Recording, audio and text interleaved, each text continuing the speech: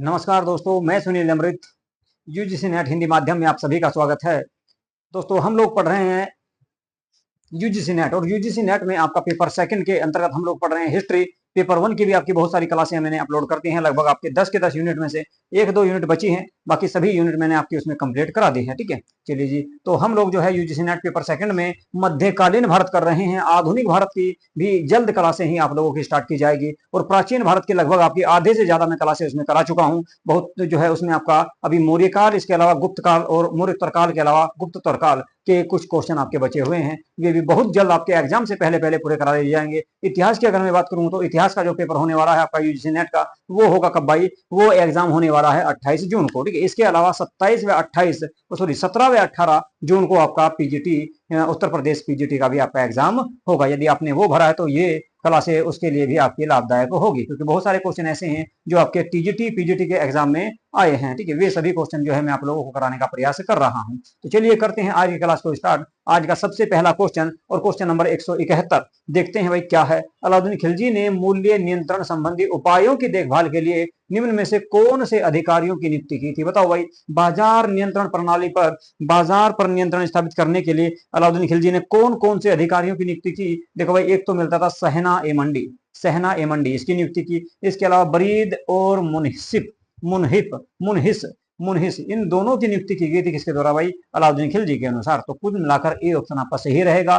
KVS TGT 2018 में ये question आपको देखने को मिला था। अगला जो क्वेश्चन है वो है भाई, निम्नलिखित में से सल्तनत काल में कौन सी नई फसल को प्रयोग में लाना प्रारंभ किया? बताओ भाई, कौन सी वो फसल थी जो पहली बार प्रयोग की गई दिल्ली सल्तनत में? दिल्ली सल्तनत में अगर मैं बात करूं तो नील की खेती की शुरुआत की गई। पहली बार नील की खेती की शुरुआत की गई कब भाई? पहली बार दिल्ली सल्तनत में। ठीक है, इसके अलावा अगर मैं पान की बात करूं तो पान की जो खेती की जाती थी वो मलया द्वीप में की जाती थी, और वेदों में भी पान का उल्लेख किया गया है। आम की बात करूं तो पुर्तगालियों के द्वारा इसकी शुरुआत भारत में की जाएगी इसकी खेती की। ठीक है, चलिए ये तो सी ऑप्शन आपका सही हो जाएगा। अगला क्वेश्चन देखते हैं कौन सा है भाई।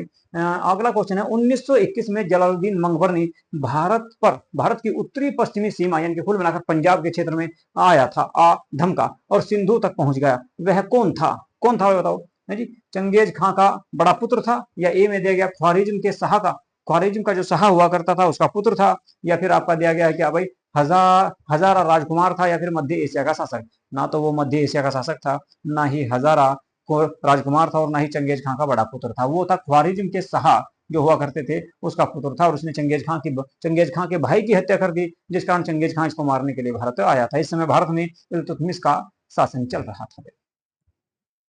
अगला क्वेश्चन, निम्नांकित में से किसे सुहरावर्दी संत कवि को सिकंदर लोदी की अनुशंसा प्राप्त थी, जिसने बाबर की प्रशंसा में स्तुति गान लिखा और जो हुमायूं के गुजरात अभियान में साथ था? बताओ भाई, हुमायूं के गुजरात अभियान में भी साथ रहा वो कौन सा ऐसा संत था जिसने बाबर की प्रशंसा में स्तुति गान लिखा था? देखो भाई, वो था आपका शेख जमाली के द्वारा यह कार्य किया गया था।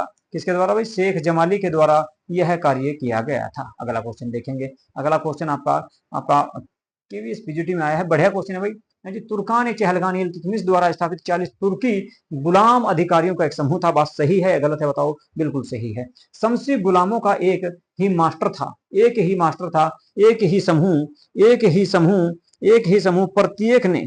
समूह प्रत्येक ने यह घोषणा की कि क्या घोषणा कर दी? मैं ही हूं और मेरे अलावा कोई नहीं है, और एक दूसरे को संबंधित किया तथा तुम क्या हो? मैं नहीं हूं, जो मैं नहीं हूं, और तुम क्या कर रहे हो? जो मैं नहीं कर सकता हूं। ये कथन दोनों के दोनों सही हैं, और ए आर की सही व्याख्या करता है। तो ऑप्शन ए आपका इसमें सही हो जाएगा। अगला क्वेश्चन देखते हैं कौन सा है। अगला क्वेश्चन भी काफी बड़ा है। निम्नांकित में से बलबन द्वारा अपनी सेना को पुनर्गठित करने के संबंध में कौन से वक्तव्य सही, यानी कुल मिलाकर बलबन के द्वारा कौन कौन से कार्य किए गए थे, ये इसमें आपको बताना है। देखो भाई, बलबन के द्वारा कौन कौन से काम किए गए, तो बलबन ने क्या करा, बलबन ने सैनिकों की संख्या और उनके वेतन तथा प्रतिलाभों में वृद्धि कर दी, ताकि वे जो है सुल्तान के प्रति वफादार रहे। दूसरा, अपनी सेना को चुस्त दुरुस्त रखने के लिए उसने सेना को एक्सरसाइज की बारंबारता पर बल दिया, यानी कुल मिलाकर प्रशिक्षण पर उसने बल दिया। बात बिल्कुल सही है। बलबन ने अपने सैन्य अभियानों को गुप्त रखा और अपने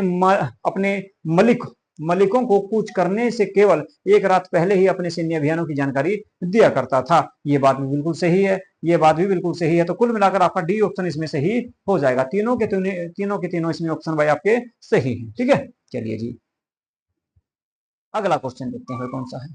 फिरोज शाह तुगलक ने अपने कारखानों को निम्न में से किस वर्ग या किन वर्गों में विभाजित किया, बताओ भाई। फिरोज शाह तुगलक ने अपने जो उसके जो कारखाने हुआ करते थे उन्हें किन वर्गों में विभाजित किया था, ये आपको इसमें बताना है। तो फटाफट बता दो भाई, फटाफट बता दो कि कौन से कारखानों को या कौन से कारखानों को अलाउद्दीन खिलजी फिरोज शाह तुगलक के द्वारा अपने अपने क्या वर्ग में विभाजित किया गया है जी, किस वर्ग में विभाजित किया गया। तो जो कारखाने हुआ करते थे फिरोज शाह तुगलक के, उनको आपका राबिती व गैर राबिती में इसने विभक्त कर दिया। राबिती और गैर राबिती है जी।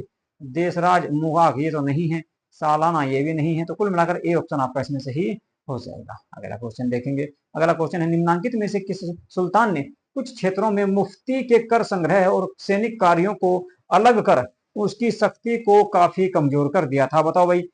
फिरोज शाह कौन से सुल्तान ने मुफ्ती की पावर कम की। कुल मिलाकर ये पूछ रहा है कि भाई मुफ्ती की जो पावर है, मुफ्ती जो हुआ करता था, इस्लाम धर्म का प्रमुख जो हुआ करता था मुफ्ती, इस्लाम धर्म का जो जानकार हुआ करता था मुफ्ती, उसके अधिकारों में, उसकी शक्तियों में, उसके सैनिक कार्यों में जो कमी की, किसके द्वारा की गई ये काम भाई, अलाउद्दीन खिलजी के द्वारा किया गया था। अलाउद्दीन खिलजी के द्वारा ये काम किया गया था। अगला क्वेश्चन, दास राजाओं में सबसे महान किसे माना जाता है, बताओ भाई कौन सा राजा ऐसा रहा जो सबसे महान हुआ है जी। एक तो भाई शमसुद्दीन इल्तुतमिश दिए गए हैं, बी में कुतुबुद्दीन ऐबक, ये भी एक आपके गुलाम थे, रजिया सुल्तान भी एक शासक थी, और कुल मिलाकर बहराम शाह भी। तो इन सब में जो सबसे शक्तिशाली रहा वो रहा कौन भाई, इल्तुतमिश, क्योंकि इल्तुतमिश जो है दिल्ली का पहला सुल्तान था। इल्तुतमिश दिल्ली का पहला सुल्तान था और इसने जो है खलीफा से सुल्तान की उपाधि धारण की थी। ठीक है जी, चलिए अगला क्वेश्चन पे चलेंगे। अगला जो क्वेश्चन है आप लोगों के सामने, निम्नांकित में से किस इतिहास लेखन ने कहा कि अमीरों को उनके इक्ताओं की वजह एवज में ऋण देकर व्यापारी व साहू बहुत धनी हो गए। व्यापारी व साहू यानी कि महाजन जो हुआ करते थे वे बहुत अधिक धनी हो गए। इस बात की जानकारी आपकी किसके द्वारा दी गई, शम्स सिराज अफीक के द्वारा इस बात की जानकारी दी जाती है भाई, शम्स सिराज अफीक के द्वारा। अगला क्वेश्चन, अमीर खुसरो को सामान्यतः किस वाद्य यंत्र के लिए श्रेय दिया जाता है, बताओ भाई। अमीर खुसरो ने किसका आविष्कार किया, सबको पता है भाई, सितार का आविष्कार जो है, सितार का आविष्कार, तबले का आविष्कार और सारंगी का। ठीक है, सितार तो दे रखा ऑप्शन में, इसके अलावा तबला, तबला तबला के अलावा सारंगी, सारंगी, इन सब का जो आविष्कार किया था वो अमीर खुसरो के द्वारा किया गया। इसके अलावा उर्दू जो भाषा है जिसे हिंदवी कहा गया, उर्दू जो भाषा है इसका भी विकास जो है इसी के द्वारा किया गया था भाई, किसके द्वारा, अमीर खुसरो के द्वारा किया गया था। किसका भाई, उर्दू का, उर्दू का। ठीक है, चलिए जी अगले क्वेश्चन पे चलेंगे। अगला जो क्वेश्चन है आप लोगों के सामने वो है, दिल्ली के लोधी सुल्तान कौन थे, बताओ भाई। लोधी सुल्तान कहाँ के रहने वाले थे, आपके तुर्क के रहने वाले थे, उज्बेक के रहने वाले, या मंगोल, या फिर अफगान। ये लोग जो भाई अफगान हुआ करते थे, अफगान हुआ करते थे, क्या थे भाई, अफगान थे लोग। ठीक है, अफगान थे लोग। ठीक है, अगला क्वेश्चन देख लो जी। अच्छा, भारत में पहला अफगान वंश लोधी वंश था और दूसरा अफगान वंश जो बनेगा वो शेर शाह सूरी के द्वारा सूरी वंश स्थापित किया जाएगा। निम्नांकित में से कौन एक सही सुमेलित है, बता दो भाई। एक सही सुमेलित कौन सा है ये आपको इसमें बताना है। क्वेश्चन नंबर 183, क्वेश्चन नंबर 183 और आज का 13वां क्वेश्चन है भाई, आज का 13वां क्वेश्चन है जी, सही सुमेलित कौन सा है। देखो भाई, इब्न बतूता, इब्न बतूता ने किताबुल रहला की रचना की थी। ये क्वेश्चन पीछे भी आया था भाई, दोबारा से रिपीट हो गया। ठीक है, चलिए जी इस पर ज्यादा चर्चा नहीं करेंगे, अगले क्वेश्चन की बात करते हैं। मध्यकाल में शाही नियंत्रण में आने वाले भूखंड क्या कहलाते थे, बताओ भाई। जो है मध्यकाल में जो शाही नियंत्रण मतलब जिसपे सरकार का नियंत्रण हुआ करता था, ऐसे भूखंड को क्या कहा जाता था भाई, खालसा भूमि। सरकारी जमीन को इस काल में खालसा भूमि कहा जाता था, जबकि मौर्य काल में सरकारी जमीन को सीता भूमि कहा जाता था। ठीक है जी, चलिए अगला क्वेश्चन देखेंगे। अलाउद्दीन खिलजी ने अपने चाचा जलालुद्दीन खिलजी की हत्या कहाँ की, बताओ भाई। हैं, ये आपका अलाउद्दीन खिलजी जो था वो कड़ा मानिकपुर का सूबेदार हुआ करता था, और उसने वहीं पर बुलाया था अपने चाचा जलालुद्दीन फिरोज खिलजी को, और कड़ा मानिकपुर पड़ता है प्रयागराज में, यहीं पर उसने इसकी हत्या कर दी थी भाई।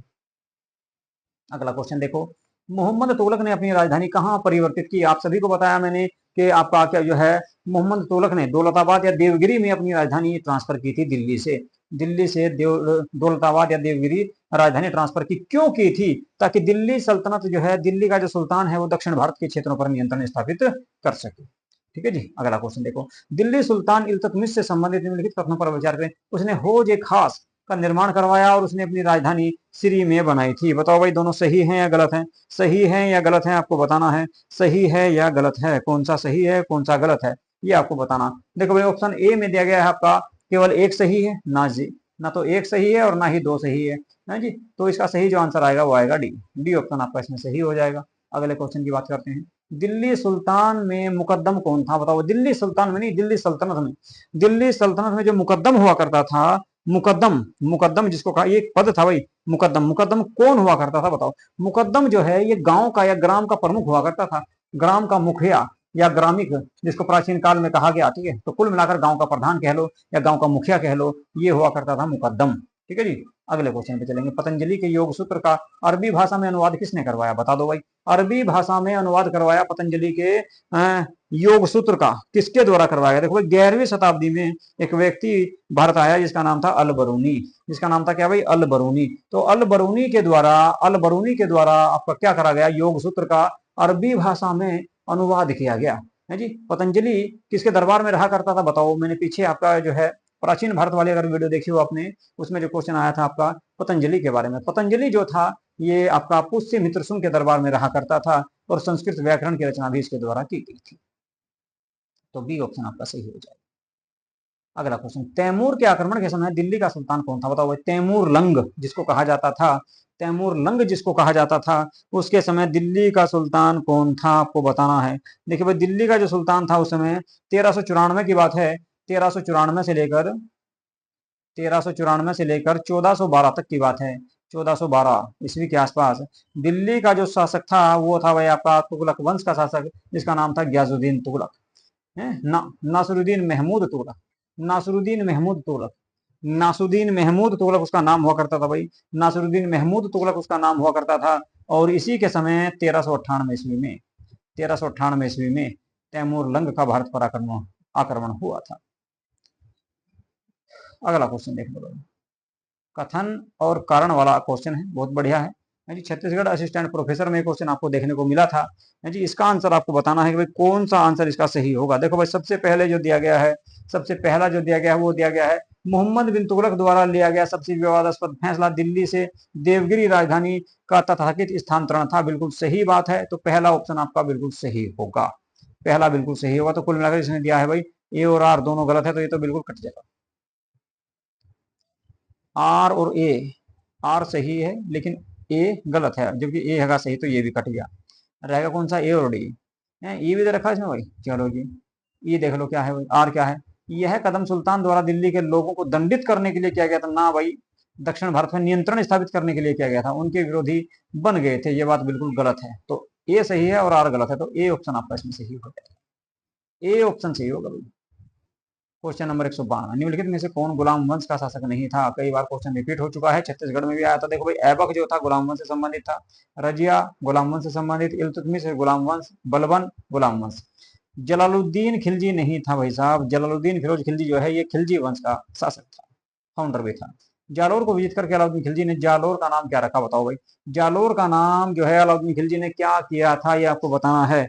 जालोर जो है, जालोर जो है ये क्षेत्र एमपी में पड़ता है, एमपी के आसपास ये क्षेत्र पड़ता है। तो बताओ भाई, इसका नाम क्या रखा गया था?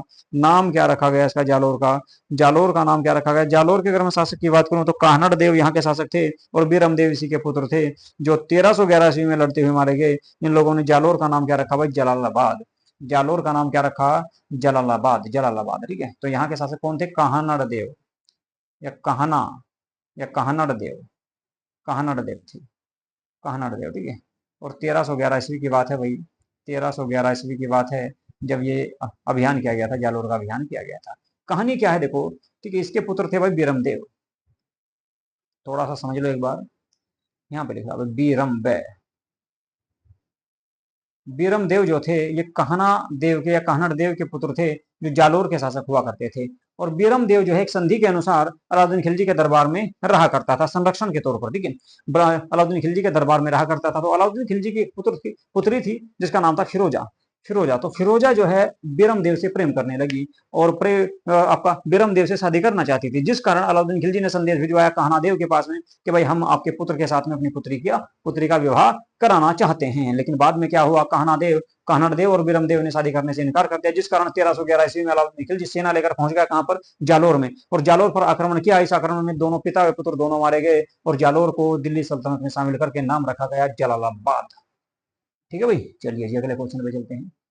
मंगोल खां तमासरीन मंगोल खां तरमासरीन ने निम्नलिखित में से किस तुगलक शासक के शासनकाल में भारत पर आक्रमण किया? बताओ भाई। मंगोल शासक था एक, मंगोल खां, नाम था उसका भाई तरमासरीन। तरमासरीन ने आक्रमण किया था भारत पे। किसके समय करा था, बस ये बताना आपको है जी। ये आक्रमण किया गया था भाई आपका किसके समय, मोहम्मद बिन तुगलक के समय। मोहम्मद बिन तुगलक के समय आक्रमण हुआ और इस आक्रमण में जो है मोहम्मद बिन तुगलक ने इस मंगोल आक्रमणकारी को असफल कर दिया था या हरा दिया था। अगला क्वेश्चन है, यूजीसी नेट 2019 में आया भाई, बढ़िया क्वेश्चन है। तकावी ऋणों के संबंध में निम्नलिखित में से कौन सा कथन सही नहीं है? नहीं है यानी कि गलत पूछ रहा भाई, गलत कथन कौन सा है? गलत कथन कौन सा, इसको देख लिया करो बहुत गौर से, इस तरह के क्वेश्चन देख लिया करो भाई। गलत कथन कौन सा है इनमें से पूछ रहा है। तो देखो भाई, सबसे पहले दिया ये कृषि परियोजनाओं हेतु किसानों को दिए जाते थे, बिल्कुल सही बात है। तकावी ऋण जो है किसानों को दिए जाते थे ताकि वे कृषि का विकास कर सके। दूसरा भाई, ये व्यापारिक प्रयोजनों हेतु व्यापारियों को ना भाई, व्यापारियों को नहीं किसानों को दिए जाते थे। ये चौधरियों मुकदमों के माध्यम से दिए जाने वाले जो अलग अलग किसानों को वितरण करते थे, ठीक है।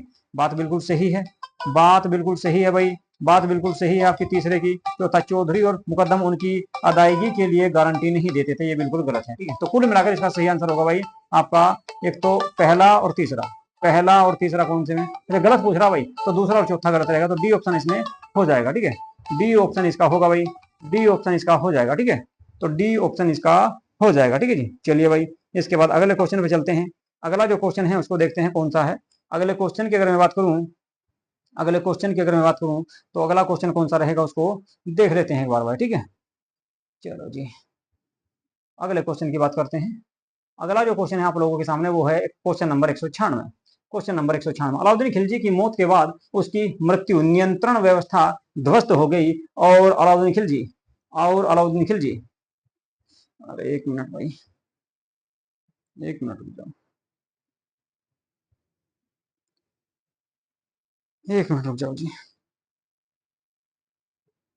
चलो भाई, अब देखो है जी, अलाउद्दीन खिलजी की मौत के बाद उसकी मृत्यु नियंत्रण व्यवस्था ध्वस्त हो गई और कुतुबुद्दीन मुबारक शाह खिलजी के शासनकाल में कीमतों में तेजी से बढ़ोतरी हुई। निम्नलिखित में से कौन सा इतिहासकार यात्री मुबारक खिलजी के शासनकाल के दौरान बढ़ती कीमतों के बारे में उल्लेख करता है? देखो भाई, शेख मुबारक जो था, शेख मुबारक ने इस बात का उल्लेख किया है कि अलाउद्दीन खिलजी के बाद क्या हुआ, जब मुबारक शाह खिलजी शासक बने तो बहुत ज्यादा महंगाई बढ़ गई, शासनकाल में भ्रष्टाचार हो गया और सही प्रकार से जो है ना वो उसका पुत्र शासन नहीं करता था, क्योंकि वो जो है आपका मुबारक शाह खिलजी जो था, ठीक है, मुबारक शाह खिलजी अनैतिक रूप से आपके उसके कारनामे रहे हैं। अपने दरबार में नग्न अवस्था में होकर दौड़ा करता था, कभी कभी महिलाओं के वस्त्र पहनकर आता था, है जी। तो इस तरह से जो है उसके शासनकाल में काम रहे हैं, इसलिए इसके शासनकाल में सभी कुछ उल्टा पुल्टा हो गया। अगला क्वेश्चन 197वां क्वेश्चन है भाई, अलाउद्दीन खिलजी की कृषि व्यवस्था में गयाजुद्दीन तुगलक द्वारा अनेक परिवर्तन किए गए। बताओ भाई, अलाउद्दीन खिलजी ने कृषि को लेकर जो व्यवस्था बनाई थी उसमें अनेक आपके क्या हुआ, परिवर्तन किए गए। किसके द्वारा, फिरोज शाह तुगलक के द्वारा, सॉरी गयाजुद्दीन तुगलक के द्वारा, ठीक है। और अनेक परिवर्तन किए गए। इस संदर्भ में कौन से कथन सही नहीं है? नहीं पूछ रहा भाई, कौन सा क्वेश्चन गलत है बस ये बताना। देखो भाई, उसने किसानों का बोझ कम करने के लिए हुक्म ए मसाहत के स्थान पर हुक्म ए हासिम को अपनाया, बिल्कुल सही है। गयाजुद्दीन ने ग्राम प्रमुखों को साधारण किसानों के स्तर पर लाने के लिए अलाउद्दीन खिलजी के सिद्धांत में विश्वास नहीं किया और उनकी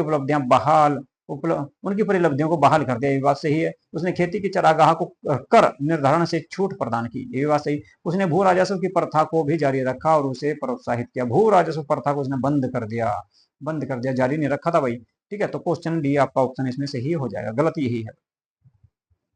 अगला क्वेश्चन, बर्नी द्वारा वर्णित त्रिकोणीय संबंध के कौन से तत्व है? बताओ भाई, त्रिकोणीय संबंध पूछ रहा भाई, त्रिकोणीय संबंध के कौन से पक्ष हैं बर्नी के द्वारा, हैं बर्नी के द्वारा जो बताए गए? बर्नी, जियाउद्दीन बर्नी जो था उसने बताया क्या क्या भाई? जियाउद्दीन बर्नी ने बताया आपका, एक तो स्वेच्छाचारी राजतंत्र रहेगा, स्वेच्छाचारी राजतंत्र रहेगा आपका, तीनों में दे रखा, बिल्कुल सही है। दूसरा आपका स्थानांतरित अभिजातीय वर्ग, स्थानांतरित अभिजातीय वर्ग, बिल्कुल सही है। गैर कुलीन वर्गों के नवोदित वर्ग, ये भी सही है। तो कुल मिलाकर ए ऑप्शन इसका सही हो जाएगा भाई, ए ऑप्शन ही इसका सही रहेगा। त्रिकोणीय इसी को कहा गया स्वेच्छाचारी राजतंत्र, स्थापित अभिजातीय वर्ग और कुलीन वर्गों के नवोदित वर्ग का उल्लेख इसने किया है। अगला क्वेश्चन, आज का सेकंड लास्ट क्वेश्चन है, उस पुस्तक का नाम बताइए जो दिल्ली सल्तनत के इतिहास के बारे में उस बिंदु से शुरू होती है जहां मिनहाज उस सिराज ने अपनी पुस्तक को समाप्त किया था। बताओ भाई, मिनहाज उस सिराज, मिनहाज उस सिराज ने अपनी पुस्तक को जहां पर समाप्त किया था, हैं उसके बाद की जानकारी मिलती है कहां पर? उसके बाद की जानकारी मिलेगी कहां पर? है जी, तबकात ए नासिरी जो पुस्तक थी, तबकात ए नासिरी, तबकात ए नासिरी जो पुस्तक थी, मिनहाज उद सिराज की पुस्तक थी भाई, ठीक है। तबकात ए नासिरी, तबकात, तबकात ए नासिरी, तबकात ए नासिरी, ये जो पुस्तक थी इसमें दिल्ली सल्तनत के काल की जानकारी मिलती है, लेकिन इसके दिल्ली सल्तनत में इस पुस्तक के बाद की जो जानकारी मिलती है वो मिलती है तारीख फिरोज शाही में, तारीख फिरोज शाही में, ठीक है। चलिए भाई, अगला क्वेश्चन देखेंगे, आज का आखिरी अंतिम क्वेश्चन है, निम्नांकित में से बर्नी की लेखन शैली के बारे में क्या सही है? बताओ भाई, बर्नी की लेखन शैली के बारे में क्या बिल्कुल सही है? बर्नी ने राजवंश इतिहास लिखा, क्या ये बात सही है? दूसरा, बर्नी राजनीतिक घटनाओं की तारीखें प्रदान करने वाला सटीक, तारीखें सटीक इसने जो है जारी की थी, बर्नी राजनीतिक घटनाओं की तारीखें प्रदान करने में सटीक है। और दूसरा दिया गया, बर्नी का वर्णन मोहम्मद बिन तुगलक के शासनकाल पर समाप्त हो गया, तुगलक के शासनकाल पर समाप्त हो गया बर्नी का वर्णन। और डी में देगा, बर्नी सामाजिक, आर्थिक और बौद्धिक इतिहास के महत्वपूर्ण विश्लेषण में विश्वास करते थे।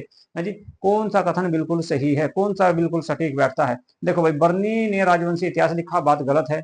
बर्नी ने तारीखें प्रदान करने में सटीक मिलती है, बिल्कुल ये भी नहीं सही कह सकते। बर्नी का वर्णन मोहम्मद बिन तुगलक के शासनकाल में समाप्त हुआ, बिल्कुल ये भी गलत है। बर्नी सामाजिक, आर्थिक और बौद्धिक इतिहास के महत्वपूर्ण विश्लेषण में विश्वास करता था, ये बात उसने लिखी है, बिल्कुल सही है भाई। 2019 में आपका यूजीसी नेट में क्वेश्चन आपको देखने को मिला था। तो ये थे भाई आज के आपके 30 क्वेश्चन। आप लोगों को आज की क्लास कैसी लगी इसके बारे में जरूर बताएं, और यदि आप लोगों को ये क्लासें अच्छी लग रही हैं तो भाई हमारी वीडियो को लाइक और शेयर जरूर कर दिया करो, लाइक और शेयर जरूर कर दिया करो, ठीक है, शेयर जरूर कर दिया करो। और यदि आप पहली बार हमारे चैनल पर आए हैं तो प्लीज हमारे चैनल को सब्सक्राइब भी जरूर कर लो भाई, ठीक है। चलिए जी, यहीं पे करूंगा आज की क्लास को समाप्त। यदि आपका कोई सुझाव है, कोई आप इसमें बदलाव चाहते हैं किसी और का, और कुछ भी चीजें चाहते हैं तो प्लीज बताएं जरूर, हम उस पर करने का प्रयास करेंगे, उस पर अमल करने का प्रयास करें, ठीक है जी। नमस्कार।